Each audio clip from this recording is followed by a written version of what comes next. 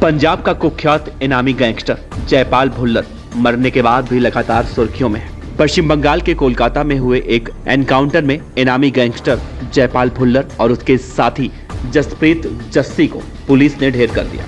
इन दोनों ही बदमाशों पर पंजाब में 2 थानेदारों के कत्ल का इल्जाम था। आखिर कौन था ये कुख्यात इनामी गैंगस्टर जयपाल भुल्लर, जो मरने के बाद भी लगातार सरदर्द बना हुआ है।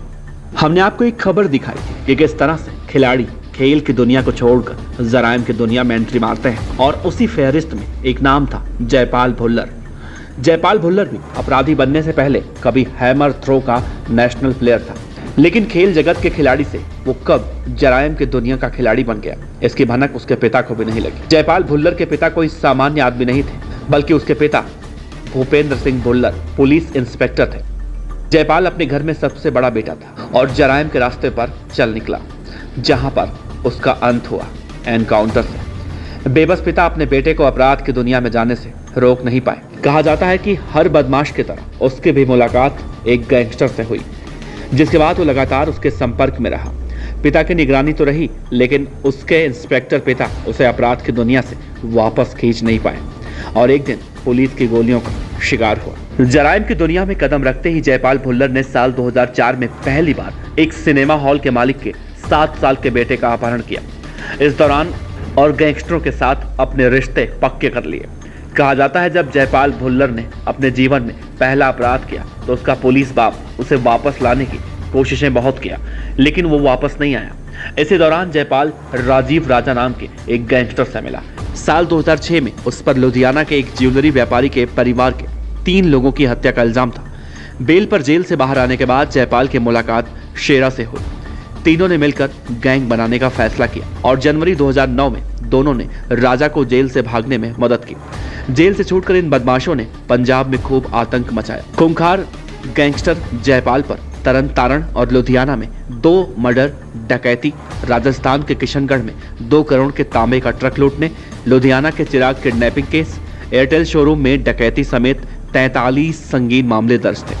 जयपाल का ड्रग रैकेट से भी कनेक्शन था, जो कि 4 जनवरी 2016 को उजागर हुआ था, जब मोहाली पुलिस ने स्मगलर गुरजंट भोलू से पूछताछ की थी। 30 अप्रैल 2016 को चंडीगढ़ हाईवे पर एक टोयोटा फॉर्च्यूनर पर जयपाल अंधाधुंध गोलियां चलाता है। इस वारदात के थोड़ी देर बाद सोशल मीडिया पर एक पोस्ट में जयपाल ने हत्या की जिम्मेदारी ली। जिस शख्स पर गोलियां बरसाई गई थी उसका नाम जसविंदर उर्फ रॉकी था। जयपाल रॉकी को मारकर उसके गैंग का मुखिया बन गया। कहा जाता है कि यह बदला गैंगस्टर शेरा की मौत का था।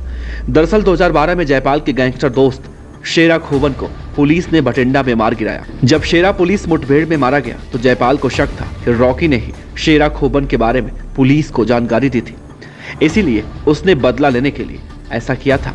इस वारदात के बाद उसने फेसबुक पर लिखा था कि कल 30 अप्रैल 2016 को रॉकी का हिमाचल में कत्ल हो गया। वो कत्ल मैंने ही किया है। अभी तो खेल शुरू हुआ है, जस्ट वेट एंड वॉच। साल 2017 में जयपाल ने चंडीगढ़ पटियाला हाईवे पर कैश लेकर जा रही वैन में से 1.3 करोड़ रुपए और रोपड़ में एटीएम लोडिंग वैन से 35 लाख रुपए लूटे। साल 2020 में जयपाल ने एक डकैती को अंजाम दिया, जिसमें उसने लुधियाना में करीब 33 किलो सोना लूटा।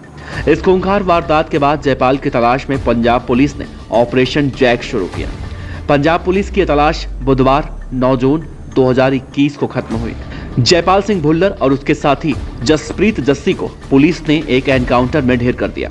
पंजाब के मोस्ट वांटेड इन दोनों आरोपियों को कोलकाता में पश्चिम बंगाल की एसटीएफ ने मार गिराया। दरअसल पुलिस को सूचना मिली थी कि जयपाल भुल्लर और जसप्रीत जस्सी एक अपार्टमेंट में छिपे हुए हैं। स्पेशल टास्क फोर्स की टीम ने जब अपार्टमेंट पर छापा मारा तो दोनों ने फायरिंग शुरू कर दी, जिसमें पुलिस का एक अफसर घायल हुआ। इसके बाद एसटीएफ की तरफ से जवाबी फायरिंग की गई और दोनों बदमाशों की मौके पर ही मौत हो गई। आज तक की एक रिपोर्ट के मुताबिक हाल में ही जयपाल के पिता ने कहा था कि जयपाल के क्राइम कनेक्शन का नतीजा परिवार को भुगतना पड़ा। पुलिस ने पूरे परिवार को टॉर्चर किया। एक एसएसपी फिरोजपुर में आया, जिसने पता नहीं किसके कहने पर मेरे ऊपर, मेरी पत्नी पर और छोटे बच्चों पर केस दर्ज कर दिया, चोरी का। छोटे बच्चों को अरेस्ट कर 1.25 साल जेल में रहा। वो फिर दुबई चला गया और पीछे मुड़कर नहीं देखा। लेकिन जयपाल भुल्लर की मौत को हुए आज 12 दिन हो चुके हैं और परिवार वाले अंतिम संस्कार नहीं कर रहे हैं। परिवार वालों की मांग थी कि पहले पोस्टमार्टम दोबारा कराई जाए और आज हाई कोर्ट ने इस बात की इजाजत दी।